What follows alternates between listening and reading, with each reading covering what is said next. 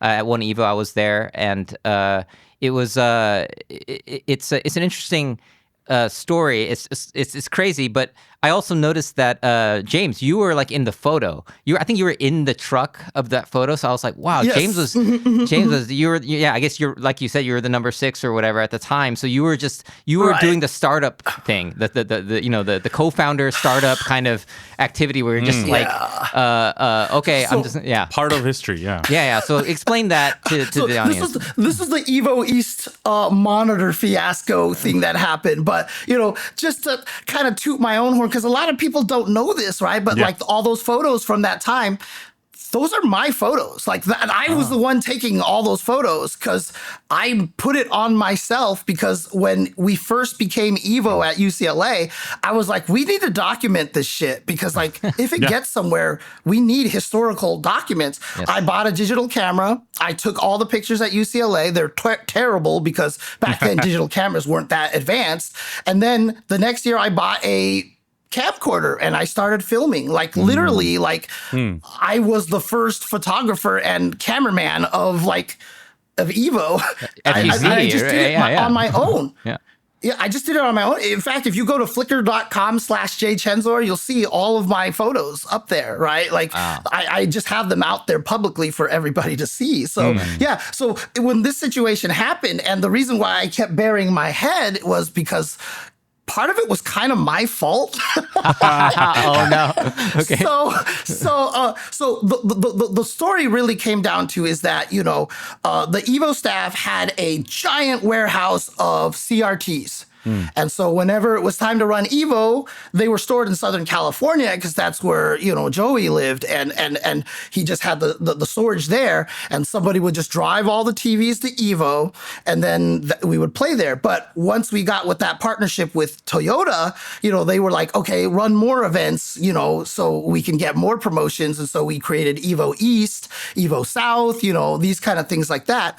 And so we were going to Evo East. We're like, well, we're just going to have to rent TVs out there, right? Because we don't have the ability to take all of our CRTs out there because we got to drive cross country kind of thing. Which is funny too, because this guy named Gilbert, who was contracted by Toyota, actually had to drive a Toyota Yaris in a giant truck from California all the way there. So, so that was already happening, to get stuff out there. But what happened was Seth found a group of people that could rent us TVs. And so we rented a bunch of TVs from them. We rented a bunch of CRTs. And then by the time we got there, the company was like, we're so sorry. Like the TVs you booked are not, we didn't get them back in time or something. Like they're currently not available. But don't worry. Don't worry. We will upgrade you all for free into these beautiful flat screen monitors, No.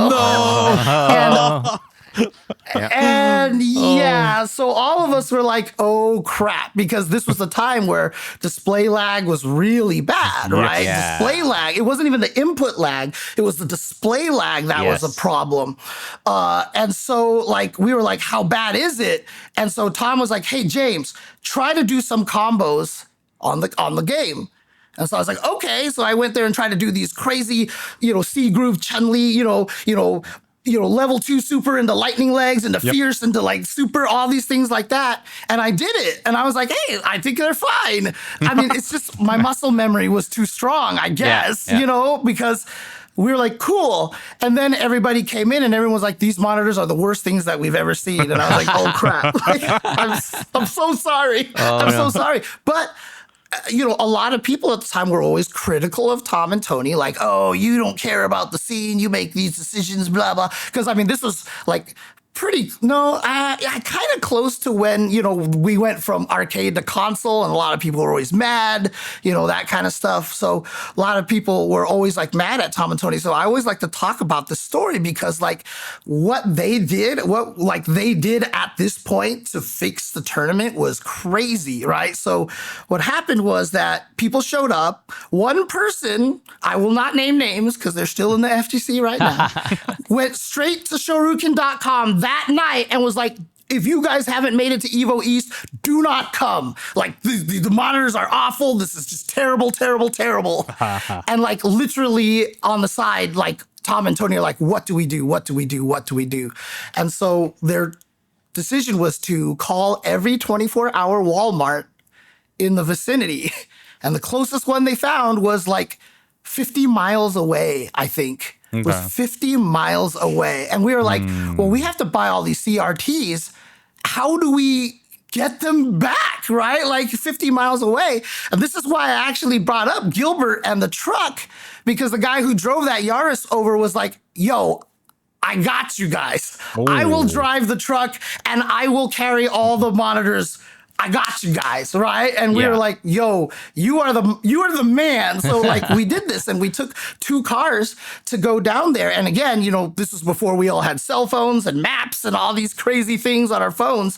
And so we're just driving down there. And then, you know, me, Chris Lee, Tom, and I think it was Seth. Yeah, it was Seth. Were in one small car, and Tony and Gilbert were in the big truck. And so we're just following them. And at one point in time, we get off the freeway, we start turning around, and Tony calls Tom on the old non-smartphones and was like, dude, we're lost right now. Like, we have no idea where we are. And we're like, what? And he's like, just kidding. Walmart's right over here. We're like, really? Come on, man. Like, don't do that to us. Yeah, and so we go to the Walmart, and literally, like, Tom Cannon goes to the TV section, and the guy comes out. It's like, how can I help you? And he's like, how many of these do you have in the back? And the guy's like, we have like maybe 20 something. He's like, we'll take all of them. You know? Wow. And like literally, like, yeah, I mean, there's all sorts of like other weird, funny things going on, but you know, I don't want to bog it down with too much weird side stuff. Yeah. But yeah, so like they literally wheeling this cart out of like 20 or so CRTs. And like Tom's like, well, credit card, beep, there you go. Oh, you know, like let's do this. And like, I mean, again, like it's wild to think just like how much Tom and Tony have done for the FGC. I mean, honestly, if it wasn't for them, there would be no FGC right now. Yeah. Like, I don't even know if there would be a Street Fighter 4 right now. Yeah. No Evo, no Shogun. I don't even know if Capcom would have made a Street Fighter 4. Yeah. I honestly don't. Like, I feel like the genre would have just like been dead, but like Evo kind of kept it at least in the interest. And so, but yeah, so like this is, of course, you know, this is already like 2 a.m. or something like that, 3 a.m. in the middle of the night. And we're doing all this stuff. And that's why there's the pictures of me lying on the TV looking like I'm falling asleep, right? Because my sleep schedule didn't suck back then like it does now. Like right now I'd be like, this is the prime time of my day. You know? but you know, we put all those TVs in the truck and we get in the car and we're driving back and we're like, whew, okay, you know, let's get this back over here and let's set this all up. And then Tony calls us again from the truck and was like, hey guys, the shifting pedal, you know, to change gears on the truck is broken and is like swinging and hanging loose off of the truck right now. And we're like, haha, very funny, Tony. We're not going to fall for this again. What's up? No. And he's like, no, seriously, the pedal is swinging and Gilbert is in second gear and now he cannot change gears at all. Wow. And we're like, are you kidding me? Like, can this stop happening? And literally there's a toll booth for trucks. Like they have to stop and like pay a toll and like keep going. But if he ever stops the car, it will never start again. It won't, because he can't get into first gear, right? Yeah. So literally we speed down the freeway in the smaller car, get to the stop, and we pull up and we're like, hey, our a truck that we're with has a broken gear shifter. He can't get out of second gear. Here's his fee. He's going to be barreling through here. We're sorry, but here's the money for him. And they were like, what? And so, yeah, literally, like, they just had to barrel through that whole thing. Wow. And then the worst thing about it, and what's funny is that Evo East venue is the same venue that ECT is at right now, which is really crazy because it's a historic thing because it was right next to New York. It was in Stamford, Connecticut. The problem was to get to the hotel, when you get off the freeway, there was seriously like the craziest hairpin turn. Okay. right? That you just could not go through at any sort of speed. Right. And so we're like, shit, like we're going to stall the truck there. And Gilbert the God Okay. made it through that. Wow. He did have The to speed decrease didn't it, but decrease at he all? knew the truck well enough that he was able to keep the speed at a point where he never had to shift to first gear to keep it going. And he actually got it to the front. And it was funny because by this time it was like 5 a.m. or 6 a.m. because I remember it was starting to get light all of a sudden. And, you know, we had to now unpack and set up all the CRTs. And, you know, I told you about Chris Lee earlier. Him and the rest of the Virginia crew, shout outs to David Wright and Mike Creaky, they all just happened to pull up because they got stuck in traffic and it took them forever to get here. And they got there and they saw us unloading those TVs, and they had been driving, keep in mind, for over 6 hours and stuff like that, right? And Chris Lee just saw it and he looked at Mike and David and was like, let's go to work, boys. And like they just started helping us unpack all the CRTs and everything like that. And so literally, like the next morning, everybody walked into the venue and everything was CRTs all of a sudden, right? Nice. And so we're like, look, for you, like for the guys who are like, don't come, it's like all messed up and everything, we're like, look, we fixed it. This is what we will do. And, you know, and like, I like to tell that story because it really just shows, you know, that kind of aspect that Tom and Tony were the right people to be running this kind of thing because they cared so much about the fighting game community. You know, Tom Cannon wrote one of the first X-Men Children of the Atom FAQs that I'd ever seen. He came up with the term Magic Series. Like, you know, there was a trick in Alpha 1 that Birdie could anti-air you with the little leaping super that we all called the Tom Cannon because he's like the one who made that up and stuff. You know, they were both amazing players and they really cared about the community. And so like,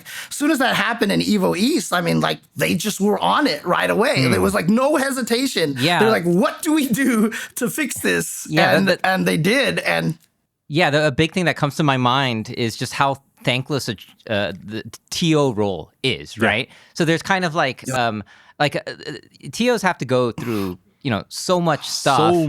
And if things go well and right, now people are just focused on like, oh man, I'll drop that combo, and you know, like, you know, they'll be salty about something else, right? But the thing is, like, if something, it's kind of like, I don't know if you watch NFL, but the offensive linemen, right? Offensive linemen are they're the ones that when you're on offense, they're the ones that protect the quarterback, and that role, and it is basically like if they're doing their job, like no one really thinks about it that much. But but if they mess up, if the quarterback gets sacked, they'll be like, oh yeah, it's this offensive lineman that screwed up, and that's why they it's like it's the chain is only as strong as the weakest link, basically, right? I mean, it's just a personification of that, and so there's so many different roles, you know, in the FGC to make this whole thing work, and I think like James was saying, there's you know, you got to have people that are organizing this stuff to be into this stuff on some level, right? And this is where